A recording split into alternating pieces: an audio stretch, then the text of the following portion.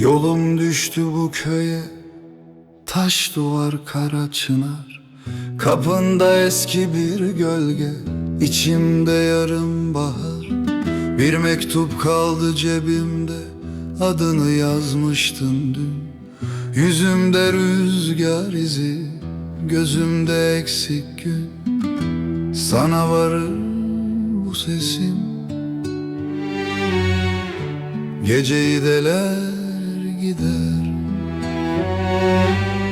Kalbim bir ince tel gibi, dokununca titrer. Gel artık gel, gel artık gel.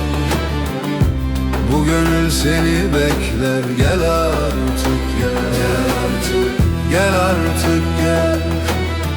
Gel artık gel.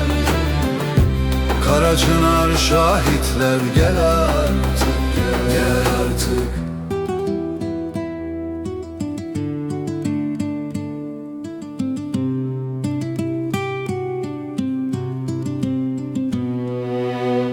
Avluda susmuş testiler, eşiklerde toz kokar. Annenin eski örtüsü pencerede sallanır. Ben hala aynı yerdeyim, aynı sokak, aynı dert. Bir tek sen değiştin belki, bir ben kaldım bu sert. Sana varır bu sesim, geceyi deler gider. Kalbim bir ince tel gibi, dokununca titrer. Gel artık gel, gel artık gel. Bu gönül seni bekler. Gel artık gel, gel artık, gel artık gel. Gel artık gel. Kara çınar şahitler. Gel artık gel, gel artık. Bir avuç sabır koydum ellerimin içine. Bir tek adın kalmış bende, bütün ömrümün içinde.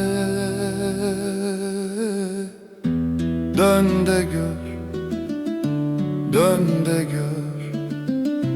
Bu ev hala seni bilir, seni bilir. Gel artık gel, gel artık gel. Bu gönül seni bekler. Gel artık gel, gel artık, gel artık gel.